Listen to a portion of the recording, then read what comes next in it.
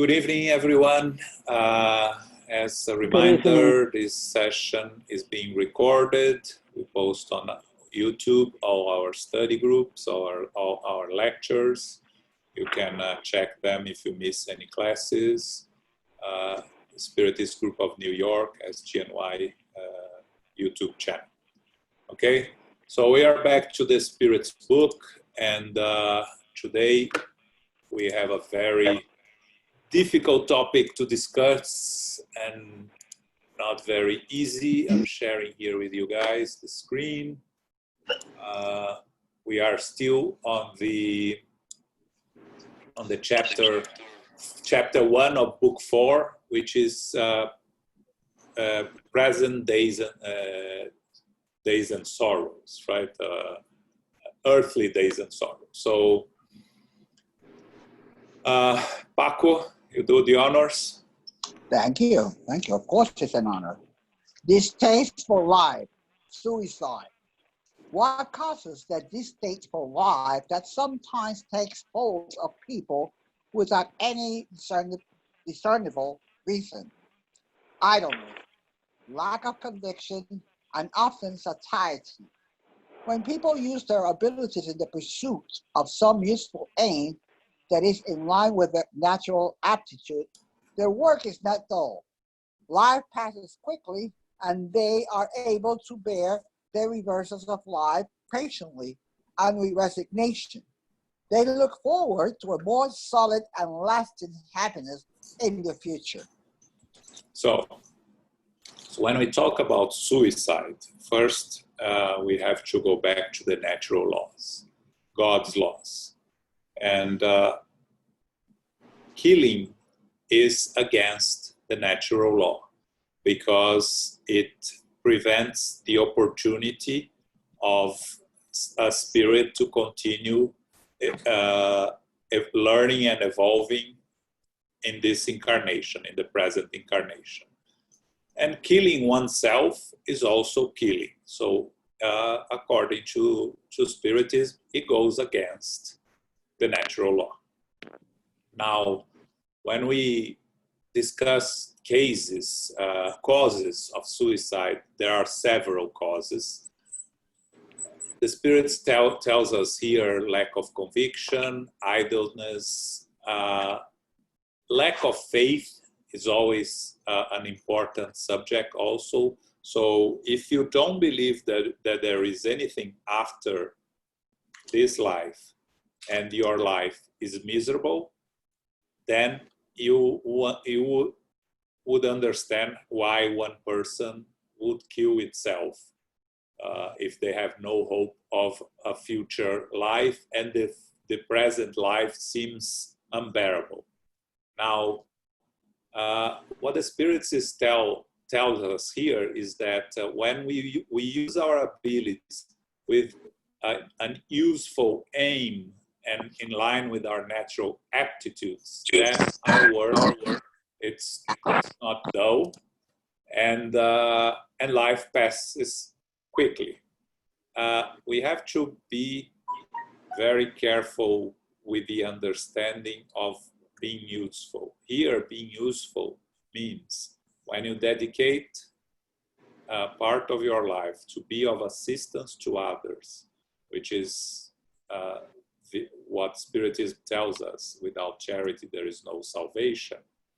Then when it becomes not about you, it becomes about all the others that you are helping, then your whole perspective of life can change. Now, when you are only thinking about yourself, when you are only focusing on your own personal happiness, and you are failing to find this happiness, it can become a very dangerous path that can lead one person to suicide. And again, we're going to discuss mental challenges, mental problems later, so in another question. So here we're talking about suicide in general, okay? And we're going to go more into detail. Okay? Okay, go ahead. Yes. Okay, do human beings have the right to dispose of their own life? No, only God has that right. Voluntary suicide is a violation of God's law. Is suicide always voluntary? No. When a person undergoing a phase of insanity kills him or herself, they have no real knowledge of the act being committed. Okay. So Wow, here, really good. yes, here we have a couple of things that we have to discuss. First, what we said before. No one has the right to dispose of their own life. Only God has that right. So if you dispose of your own life, you are committing a crime against yourself. You are violating the natural law, and any violation of the natural law creates consequences. We're not going to be externally punished by anything or anyone. It is a punishment that we impose on ourselves as a consequence of not following the natural law. But then the spirits give an answer here. Voluntary suicide is a violation of God's law. So if they're using the word voluntary, it means that there is what we call involuntary suicide. And on the question below, Kardec asks, is suicide always voluntary? And the spirit says, when a person undergoes a phase of insanity and kills himself or herself, they have no knowledge of the act being committed. So the immediate question is, so isn't there any consequence? There is always a consequence. But each case is a different case.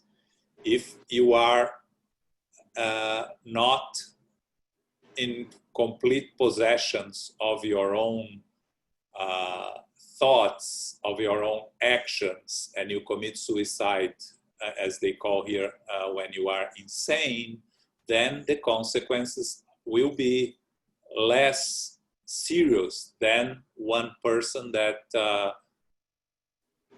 plans their suicide. And again, when we talk the consequences, what are these consequences? What happens when we go back to the spiritual world?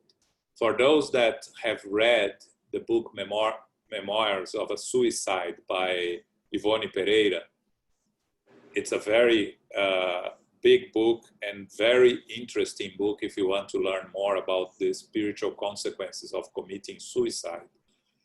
And you see all the difficulties that all those spirits face in the spiritual world because of different types of suicide that they committed, but they all end up in very difficult places. Now, when you kill yourself because you are not in the possession of your right mind, of course, you are going to be helped and assisted in a more close way because you really didn't know what you were doing. But that does not free ourselves from the consequences because you ended up being not well in your mind for some reason. What's the reason? All of this is taken into consideration. So we can never say that a person commits suicide and it falls in a general whole, because it's not. Each person is different and the consequences are different. And actually each person will face the consequence according to their own minds and to their own state of ability to understand, ability to recognize, and ability to deal with the act they committed. So normally what spirits tells us is that when you commit suicide, you and of course the physical body dies and you, the spirit, never dies. You keep reliving it in many cases, the act itself, and it's really a very long process of recovering the ability to reason and to understand what we have done to ourselves. Okay. I'll stop here if anyone has any questions, comments. It is a difficult subject, but I think it's important for us to understand suicide according to Spiritism, because suicide has been something that has been increasing. We are hearing more and more cases, and that does not mean that we are going backwards as society, but it means that more and more spirits that do not adapt to the evolution of the planet are choosing the wrong exit or the wrong choice because of their lack of integration to society as a whole, and creating serious consequences for themselves. And of course, we as society are responsible for all individuals, so we all share the responsibility for each act of suicide that it is committed indirectly, of course. We cannot be personally responsible for every suicide that happens in this planet. Apparently there is one suicide every, I don't know, 30 seconds, 30 minutes, so 8 seconds, 8 minutes. The number is really incredible. But we have, it is an issue that we have to be prepared to deal with as spiritists. Yes. João, how can you help somebody that's thinking about suicide? First thing, if we are not health professionals. So the first thing is, if someone talks about committing suicide, we need to take them to the authorities, right? If it's a conversation, there is the hotline that we can offer to them. But what we cannot is take responsibility of trying to prevent them from committing suicide with only with our knowledge, because some cases, and Elmo is here and he can talk a little bit more about it. The cases that a person is seriously considering suicide needs to have medical attention. Elmo, just say a little bit, because I know you have a strong. There isn't much to add. If someone expresses a true desire to kill oneself, you must call the authorities. You must call EMS and say there is someone here ready to kill themselves, and they're gonna go and pick up that person. If it's someone who say, "Oh, if my life continues the way it is, I will consider suicide in the future," then it's someone that you should suggest for those hotlines. If you ever come to this point, call this number, call these people, and as much as this person is willing to listen to you in spiritual conversations, you deliver that. But if someone clearly says, "I am ready, I'm going to kill myself," then you have the ethical, moral, and social obligation to call EMS and say, "Oh, the police, this guy is ready to kill himself." But like immediately, the person is talking to you, beside you, the knowledge that you have. What else can you do? And besides of a call, of course, call the police, call the service for suicide.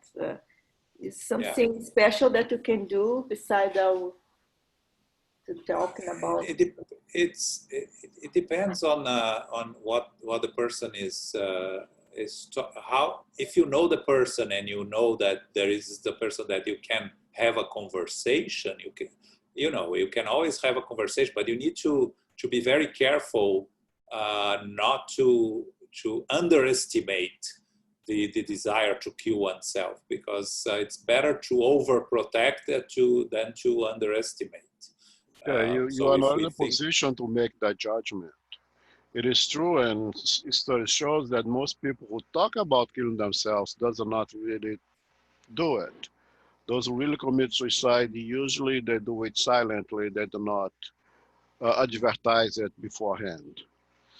But we are not in the position to make that judgment. Someone says, I'm going to kill myself, call the authorities. Now, someone, as again, says, no, in the future, if something's like my life continues the way it is, if I am diagnosed with a terminal disease, I would consider suicide. Then, if the person is willing to listen again, then you can talk about, what does it mean for us as a spiritual individual and everything else, which most people are not willing to listen anyway. Yeah. Danny. So it's very. I have a question, please. Daniela is asking a question. Luisa, just a second.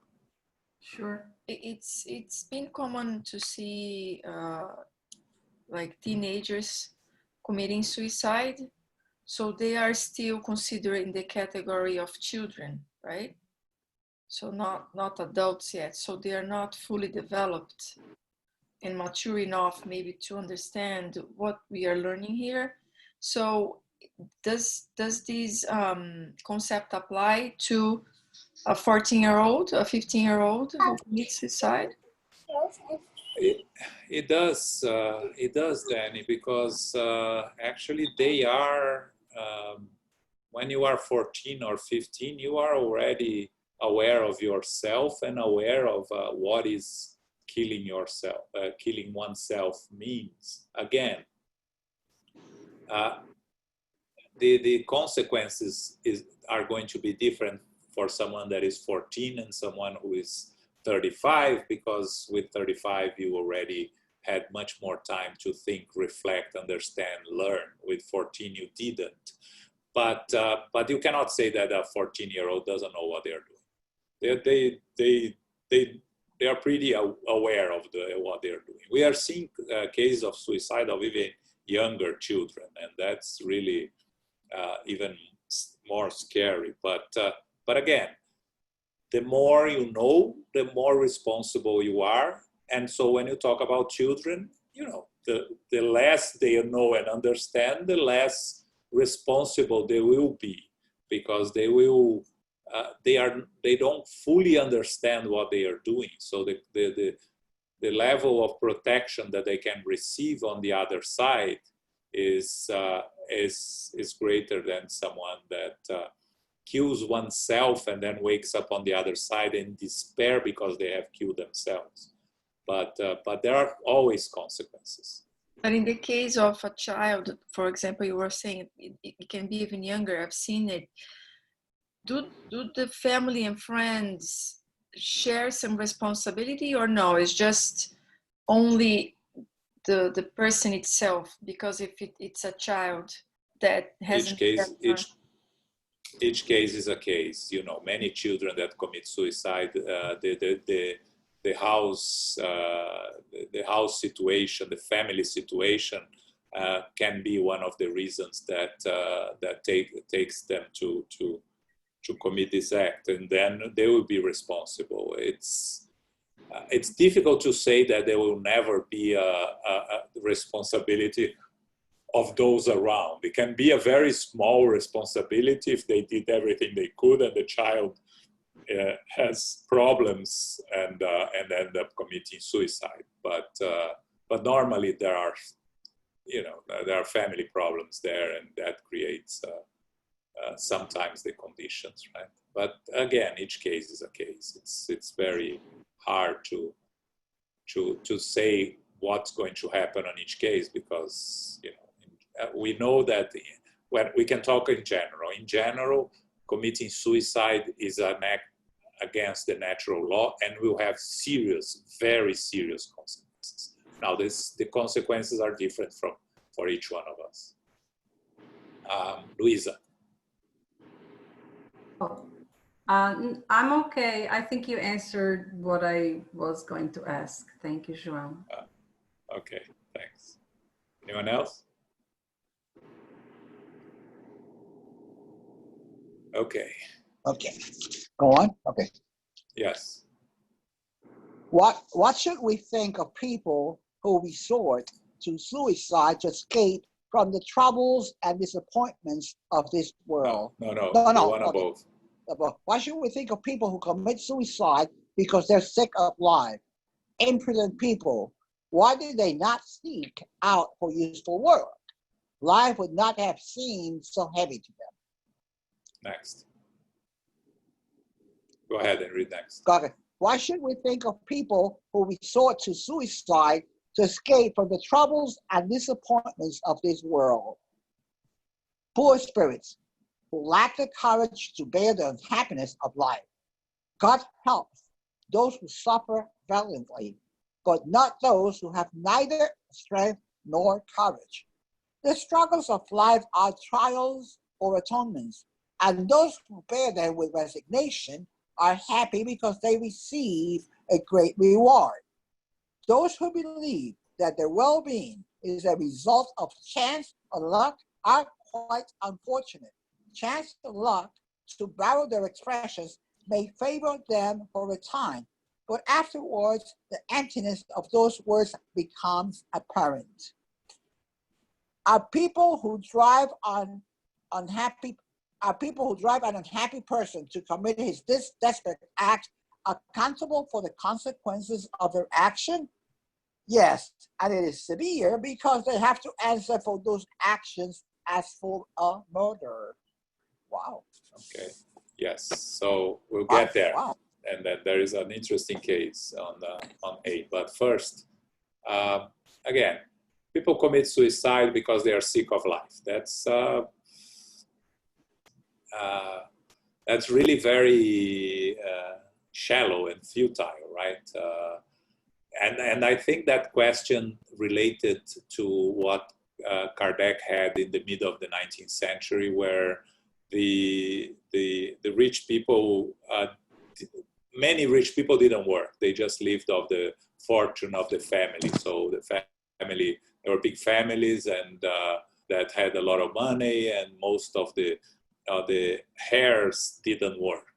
So that's why they asked the question from the spirits why they did not seek out useful work. Life would not have seemed so heavy. But then the question, the other question is, when people kill themselves to escape troubles and disappointments.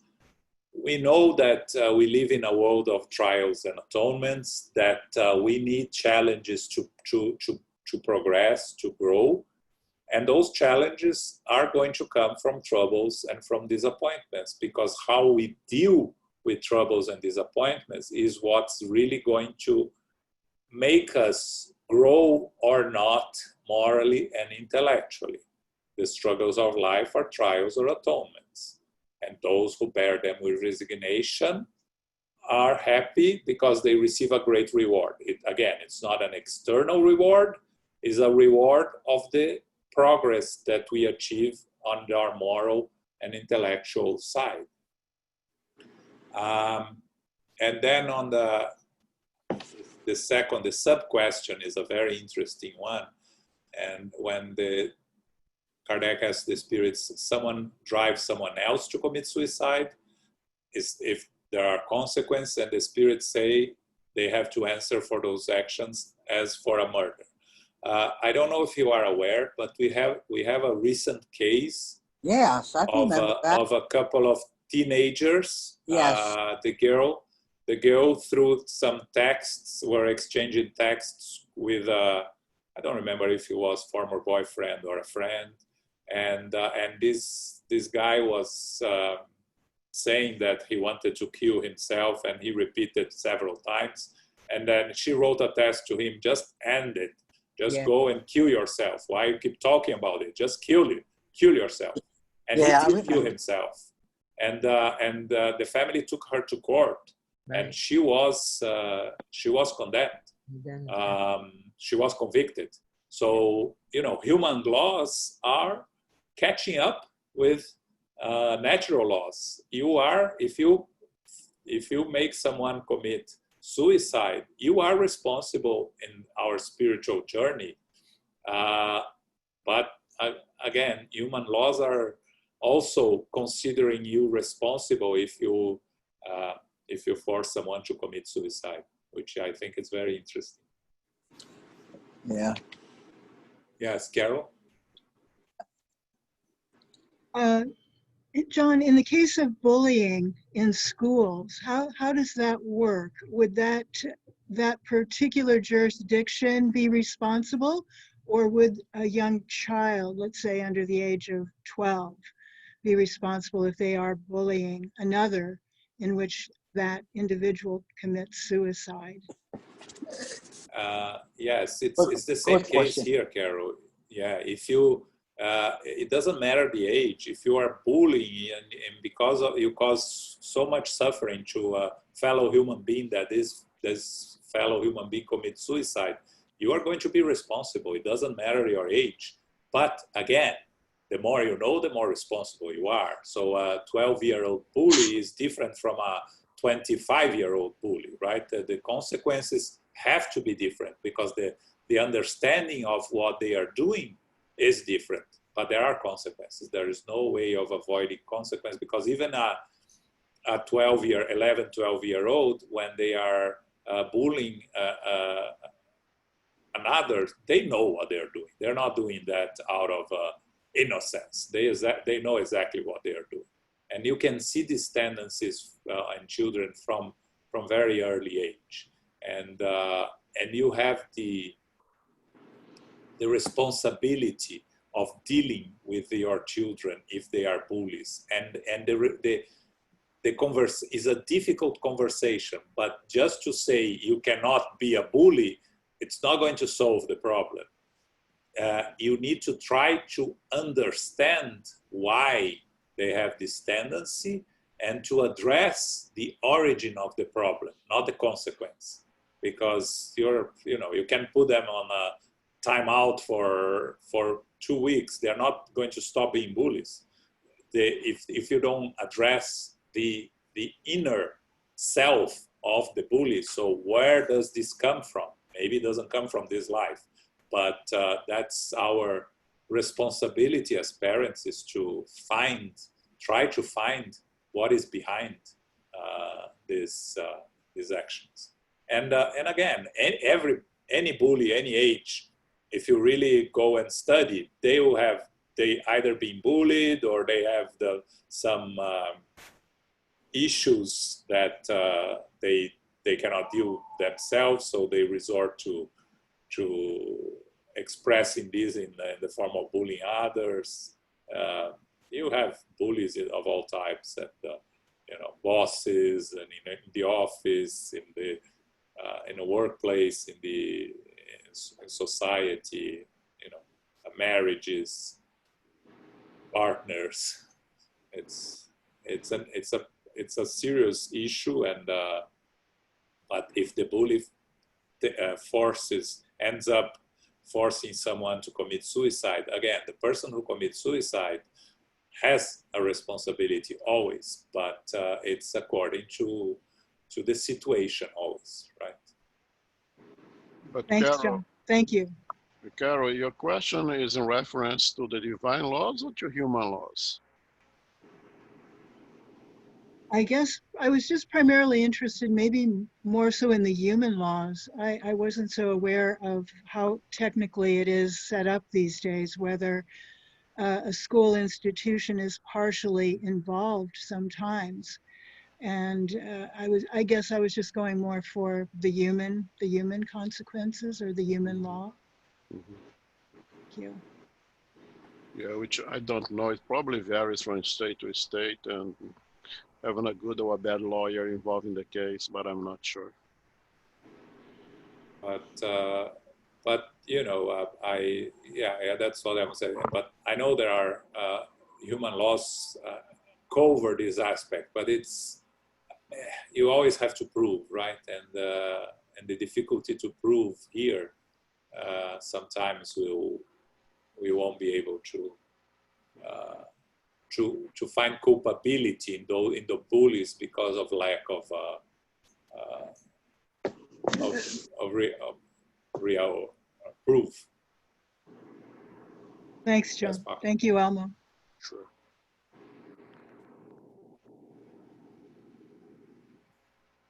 Okay, anyone else? No, we'll continue. Juan, I have a Yes. question, Mariana. Sure, Maria. Every time that we discuss like suicide, I always remember about euthanasia. I don't know if it's the right pronunciation, but Euthanasia. it's something that euthanasia. Yeah. So, can you explain a little bit about it and like the relation with suicide, and also when the person is in a like terminal situation and the family needs to decide also what to do with this family member? Yeah. So euthanasia, you are shortening the life of someone, even if they have a terminal illness, even if they are bedridden or even not of conscious. There is it is against God's law. You are killing someone. Now, with the medical advancements that we have today, actually Caldini spoke in his lecture about this. For those that watched it, he talked about euthanasia and Elmo, you remember the other? Oh, you were not there. There are three words. There is euthanasia. There is, I don't know if someone remembers that watched Caldini. But he mentioned there is a term for what is used, which is you don't preserve the life by artificial methods of someone that is close to the end of their lives, but you do not do euthanasia also. Luis, you were there, you watched Caldini, you remember the words? Not really, João. I was trying to remember here. Give me a few more minutes. Okay, I think orthonasia, something like that. So, so euthanasia is a crime. To try to preserve the life of someone by artificial means when there is nothing left in the physical body, well, the spirit is no longer connected, or there is no chance of survival. Again, it doesn't make sense, because as long as the spirit, there is actually, in present days, when there is no longer brain activity, modern medicine considers that the patient is dead. So if you are, like Elmo always say, if you want to continue pumping the heart, pumping the lungs, the patient will survive, continue surviving, but there is no spirit connected there, so it makes no sense. So the right approach, and again, as science evolves, we may change this, because as much, we used to say that a person was dead when the heart stopped. Now we were able to revive people eventually. So no longer when the heart stops, the person is necessarily dead, you may revive. So nowadays is when the brain, there is no brain activity, that we consider a person is dead. So when there is no brain activity, you turn off the machines. When there is some brain activity, you try by humane ways to preserve the life, because even if the spirit, the person is not awake, the spirit is still connected to that physical body, and there is something for the spirit to learn. So this is happening because there is an opportunity for the spirit to learn something, even in these last few moments. Now,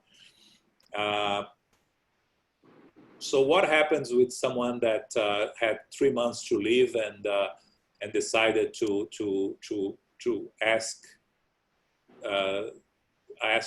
for euthanasia, and so you have 2 months left? You know, the consequence is that is a suicide, but of course the consequence of someone that had only 2 months to live are less serious than someone that killed oneself when it's 35 years old.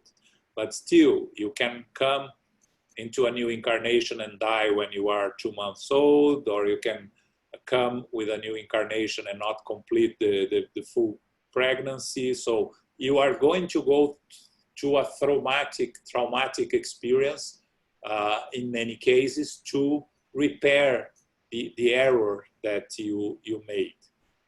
Again, it's not a general rule. Each case is a case, and you may be able to overcome the consequences of that act in the spiritual world and come with a less challenging consequence on your next incarnation, but there will always be consequences. So Elmo, you have something to add here on the end of the physical life. Is there any new things, or is still the same? No, not much. I think the euthanasia would be definitely, at least under divine laws, be considered a suicide, and a murder is someone else assists on that euthanasia, like that famous doctor from Chicago. Kevorkian. Kevorkian. Yeah. On the human laws, it varies from state to state, from country to country. In some countries, it is permissible. I believe in some states also it's permissible. There's a couple of states in the U.S. that is permissible euthanasia. But you cannot, you have to make a differentiation of turning off machines that keep someone's artificially alive, even if that is brain activity, and euthanasia. That's not euthanasia. To say, I'm going to turn off the machines and let nature take its course, let God decides, that's not euthanasia, that's not murder. Even if there is brain activity going on. Okay, you are not killing someone, you're just removing machines that is pumping the heart and that inflating the lungs, and lets nature takes its course. Now, and usually that's done when there is usually at least two medical professionals that confirm that the person will not be able to have any life without artificial means. Okay, that's not euthanasia. That's not committing an act that causes death. That is just turning off the machines, and now it's up to God. Even if there is brain activity. Because if there is no brain activity, those machines will be illegally turned off and nobody can have any rights to say anything. Once you do an electroencephalogram and it proves that there is no brain activity, that person is dead. End of story.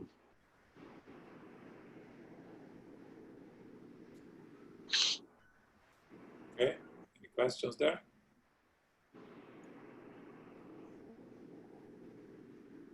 Okay, next one, Paco. Okay, if the struggle with adversity discourages a person and he or she allows himself or herself to die of despair, is this considered suicide? This is suicide. For those who caused the crime or could have prevented it are more to blame than the victims, and the latter are judged compassionately. Nevertheless, they're not absolved completely if they have shown a lack of resolve and perseverance, or have failed to make the best use of their intelligence to help themselves. It is even harder for them if pride paralyzes their intelligence, or they are embarrassed to earn a living by manual labor and prefer to die of starvation rather than deviate from their social standing. Is there not 100-fold more honor and dignity in having adversity, braving the ill-natured remarks of the vain and selfish, whose goodwill is only for those who are in want of nothing and who turn a cold shoulder to all who are in need of help? To throw away life, life on account of such people is even more absurd, seeing that they are completely indifferent to the sacrifice. So here we talk a little bit of about society, right? Someone that is struggling and dies out of despair, is it considered suicide? And the spirits are very clear. This is suicide. But those who caused the crime or could have prevented are more to blame than the victims. So here is when we talk about the responsibility of society to all its members. If someone dies, allow oneself to die out of despair for lack of resources, it is still considered suicide. But of course, as we have been discussing today, consequences are in accordance to the knowledge and the intention. So someone that has no resources and end up dying of starvation, did they show a lack of resolve? Did they show a lack of perseverance? And that's what going to count also. Have they failed to make the best use of their intelligence? So our conscience knows our actions. So in the end, it goes back to our conscience and our conscience of the acts we are committing. Every small action we take on our lives is stored in our conscience. So we will have to face consequences according to our understanding and knowledge. And again, when we go back to our evolution as spirits, we evolve, learn, making mistakes and learning from our mistakes. So there are no consequences if you make a mistake for something in something that you had no idea. Once you learn and you repeat that mistake, then you are creating consequences and karma for oneself, because now you know, and you know the consequences. So you create consequences, sorry. But when you don't know, there are no consequences. It's the learning process. Trials and errors is a learning process. It's how we evolve. So there is no consequences for mistakes, for errors committed when we have no knowledge of the process. Okay, so now society has a responsibility to take care of its weakest members, and the responsibility of society in these cases of those dying of starvation, dying of hunger, dying of lack of care, it's going to wait on society as a whole. And we are in a world of trials and expiations, trials and atonement. So we as a society continue to make mistakes, continue to disregard the necessity to provide basic necessities, basic needs to those weakest members. So we have a responsibility, like we all have a responsibility for the climate change on Earth. Again, some have more, some have less, but we all have some. It will create consequences for ourselves. So it's not the biggest consequences if you are not directly involved, if you have very little condition of helping, but we can always do our small part in helping society be better.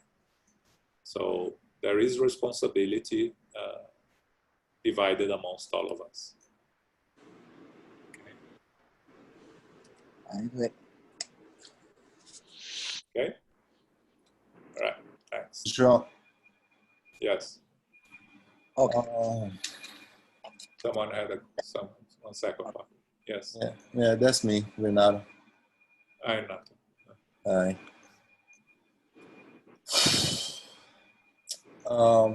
Just thinking spiritism and the message that we receive and the way the teaching goes, saying that, you know,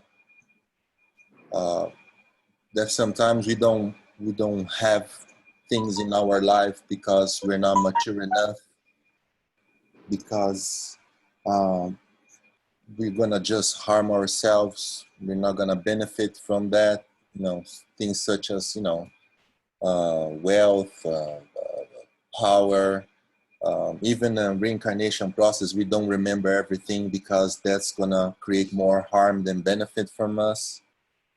So I'm thinking here in suicide, and we've studied case, you know, extreme case where a person is, you know, born in a body that there's no way for that person to commit suicide because abused too much. So, you know, he's reincarnated in a way that there's no way for them to kill themselves. So my question is, I understand free will, understand all that, understand all that, but why, you know, suicide? It's so available to everyone, since create more harm than benefit for all of us.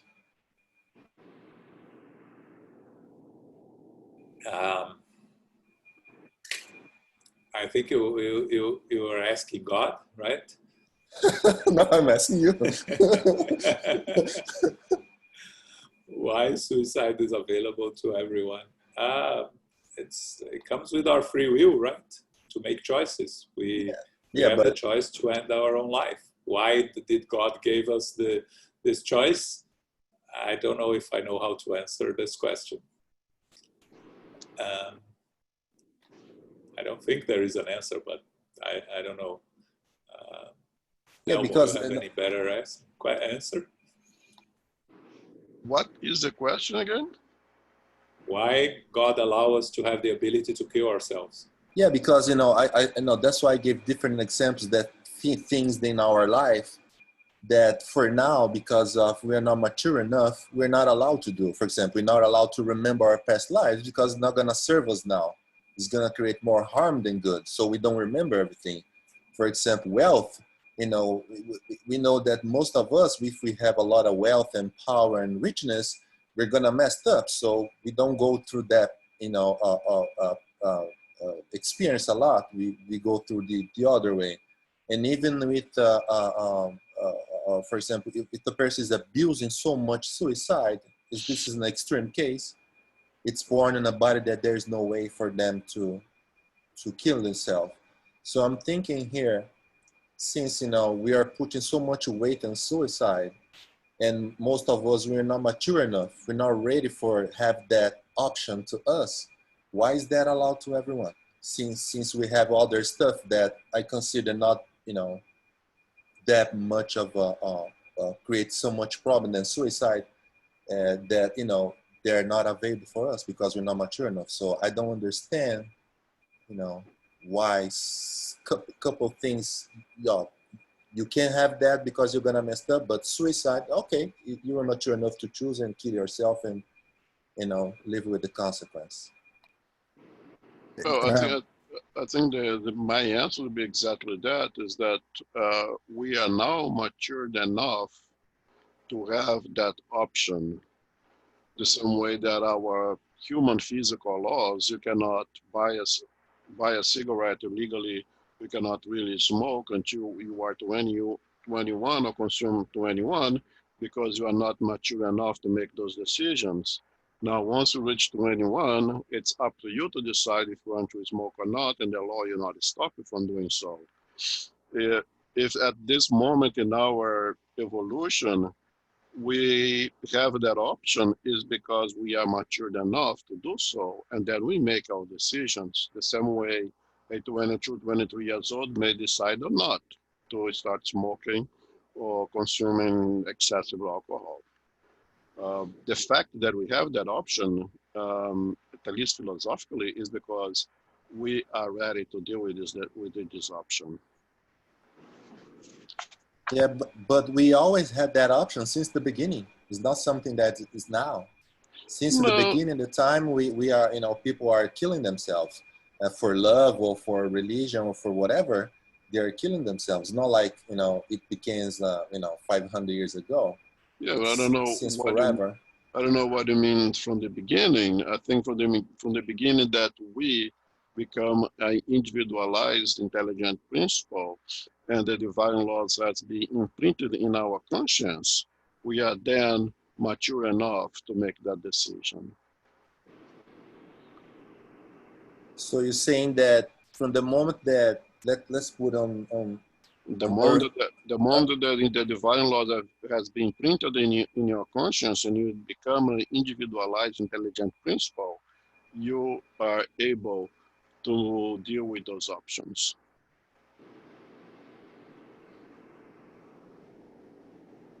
Animals does not think of, well, some animals do consider it suicide, that's true. But they don't get a karma for it.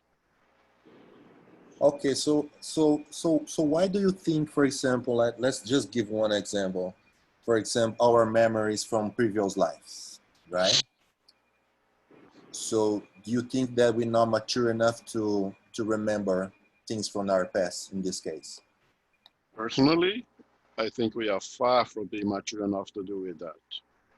Way too far from get to lead to reach that level of evolution to be able to deal with our previous existences. And you think the consequence of remembering a previous life will be more catastrophic, whatever word you can use on that, than just have the option to kill ourselves? I don't think we'd be able to even reach the ability to make that option. For one thing, there'll be a lot of more suicides if we're able to remember our own past. And our interrelationship would be almost impossible if you had that ability at this moment. May I add something? Yes. We have to remember that we're never going to be called responsible for something that we're not taught, as as Juan said. So the fifth commandment, Moses' fifth commandment, is that you shall not kill. So I should assume that you shall not kill someone else and you shall not kill yourself should be included on that. So the option is available to commit homicide as much as it's to commit suicide. But from the moment that Moses came and said to us, and then I'm thinking, of course, from the monotheistic people, that you shall not kill, then you're responsible. You're already responsible. It's not that, oh, we only know now. No, we don't only know now. We only decided that now this is important, but we know that it's been thousands of years. We just decided not to follow God's law because God knows why. Well, actually, we still don't follow many of them, but we have the law, you shall not kill. So we are That's not good. being called I like that. responsible before we know this. This would be unfair, and God is never unfair. Yeah, I think a suicide would be a crime against divine law, regardless of religion or religiosity. Yeah, well, okay, sorry. Renato, I'm trying to understand the angle that you're coming with your question. Is that like why God gives us this option? That's what you're asking from that angle? That too, but my point is that if we are really, if we are as a human are really messing up the suicide, like for example, when we have a lot of money, so something happens to prevent us to have that option. You see, that's why, you know, João always say, oh, if we all have, you know, a lot of money, we wouldn't do anything and we would not evolve. That's why, you know, richness, wealth is not an easy task, you know, so we learn more from blah, blah, blah, blah, blah, blah. You know the drill. So suicide, because it's not a problem. I'm trying to understand why we put so much weight on suicide. And if it's that really serious, why is so available to us? That's my point. Can I say something, Renato? I've been trying to get a word since you brought it up, because I can't. I'm sorry that I'm going to use again another banal example of a movie. But if you ever seen Groundhog Day, which is a movie that people are talking a lot about it recently due to the COVID-19 crisis, a lot of people are comparing it to that movie. And in that movie, it's essentially a story of a nasty and arrogant man who, through a series of days, has to change his habits and his way of dealing with his life. And there isn't actually much money issues involved in all the storylines. It's essentially him being a kinder person and helping others. And in the middle of the movie, when he's already in the process of waking up every single day in the same day, he goes through a series. The director showed a series of different suicides that he went through because he couldn't take that anymore. You know, so it was only after he finally realized that he had to change his ways towards every single person that he encountered on that single day. And it actually goes to beyond that. He goes to the point of knowing previously accidents that were about to happen. And a very interesting, beautiful story is of a homeless man that he encounters on that day. And of course, towards the many days that he goes through, he treats this man to a final meal, because he ends up learning that the homeless man that he saw in the morning had ended up dying that same day. So regardless of what he could do, that man was going to die. So he decides to give him a wonderful meal to that person. And there are many other stories like that in that movie. And I think it has a little bit to answer to your question. I think it will be a way of cheating, because I think life is every life is a class for us to deal with, and killing ourselves or killing others, thinking that we're solving our issues, it would be a way of cheating. And as you know, it's okay if you cheat, but eventually that same issue is going to pop up in front of you, and you might be in a different situation. You will be in a different situation. You'll be in a different sex. You'll be in a different financial situation. You'll be in a different century, dealing with the same issue that you decided not to deal with because you felt that you couldn't handle it.